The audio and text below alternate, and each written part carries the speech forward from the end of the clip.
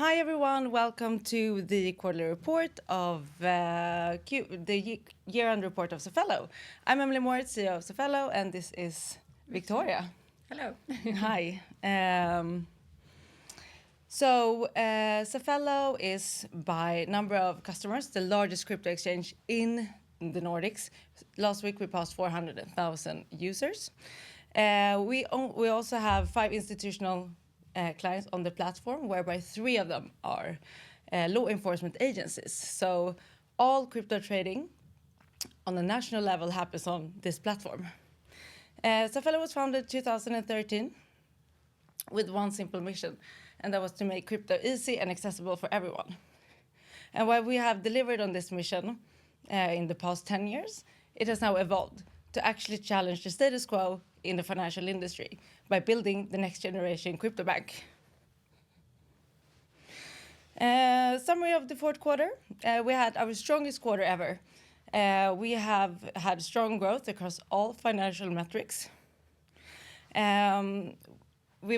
ended the year with a cash position of 40 million SEK, and we've had strong focus on compliance and taking investments in regulatory implementations covering MiCA, DORA, the new Swedish AML Act, and the global travel rule, of course. On the product side, we also started redesigning the product to prepare for our new trading platform being launched later this year. We also expanded our coin offering, which is something that we've seen really drives activation among our customers. Yeah. Yeah, and as Emelie pointed out, we had a record strong quarter. Our turnover increased by 40% in the fourth quarter and by 37% compared to last year. Our gross profit increased by 118% for the fourth quarter and 46% for the full year. And we also improved our gross margin. It's mainly driven by increased withdrawal fees due to the rising crypto prices. But we also received a profit from liquidating 2.3 Bitcoin of our long-term crypto holdings that generated a profit of 1.5 million. And if we look at the quarterly distribution of our order volume, we see that this was the strongest quarter, followed by the fourth quarter in 2021, which was also bull market in the crypto market. And if we look at the quarterly number of orders, we see a growth of 40% compared to last quarter or the same period last year. But we see a somewhat declined towards 2021. But our volume increase is due to customers placing larger orders to a higher value. And when we look at our cash position, including our long-term crypto holdings, it amounted to almost 40 million by the end of the year, an increase of 48% compared to the same period last year. And this includes 7.6 million in unrealized profit of our long-term crypto holdings that we also have a sell-off strategy for. It has strengthened due to the strong financial performance in this year and also rising crypto prices. We now know that in 2025 we are seeing increasing our cost base, both because we're growing our development team to accelerate the speed and the growth on our platform, but also to meet the increasing regulatory demands and requirements.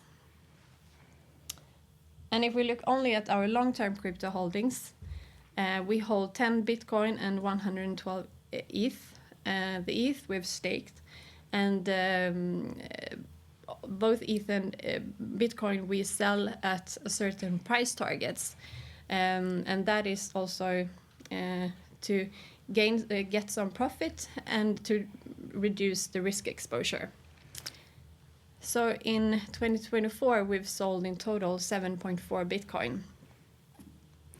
Exactly. And just to be clear, the sell-off strategy is set at very aggressive price points to make sure that we always keep crypto on our balance sheet, enjoy the market increase while we de-risk operational risk by taking profit. I think that's it. We can move on to the next slide where we're going to go through a strategic roadmap for 2025 for Safello. As mentioned before, we are launching a new crypto trading platform where our customers will be able to enjoy advanced order handling, such as market order, limit order, and stop loss. In close connection to this, we will 10x our coin offering on the platform, as previously mentioned as well. That is what we can see really drive activation among the customers. We're going to launch a new business area that we anticipate will bring recurring revenue on a monthly basis approximately 6 months after launch. This year is also the year where Safello transforms to a previous VASP to a financial institution, getting a CASP license under the new MiCA regulation from EU. Towards the end of the year, we are launching the first suite of the banking features on the platform, and we are also taking the first steps towards an international expansion. All of this serves our vision of building a financial system that actually works, with the mission of creating the next generation crypto bank. Yes. That's it. Yeah. Great. Do we have any questions? Yes, we do have some questions. The first question we received is, how did market volatility affect Safello's revenue during Q4? Positive, as shown by the result. But in general, volatility is very good for our business because customers become active. So with active, they both buy and sell more, they withdraw more. So that has had a positive effect. We have another question. Have you seen any changes in average order size or transaction frequency during Q4? Yes, as Viktoria talked about, what we've seen is, in general, a larger order value per customers. That's why the annual volume has increased while the number of order types hasn't increased as much. So exactly, and that is due to every order being larger. We have another question. It's regarding the travel rule.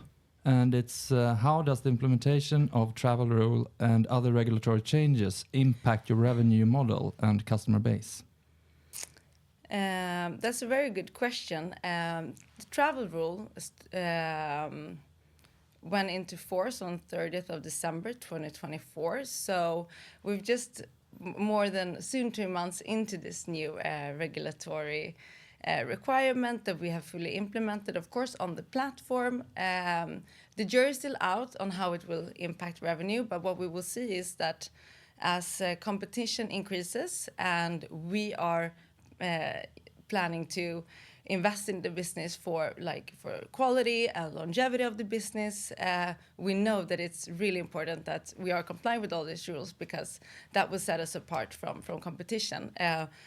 It could mean that customers need to get used to a new UX, but we are currently working with our UX designers on giving our customers the best UX to adapt, for them to adapt to the new regulatory requirements on the platform. Okay, we got one last question. And it's about international expansion. Can you elaborate a bit more on that? As of today, I cannot elaborate more on it, both from a strategic perspective, on what strategy we're aiming at and what markets we're looking at right now. There is a plan, but from a competitive perspective, we don't want to share too much of that as of yet.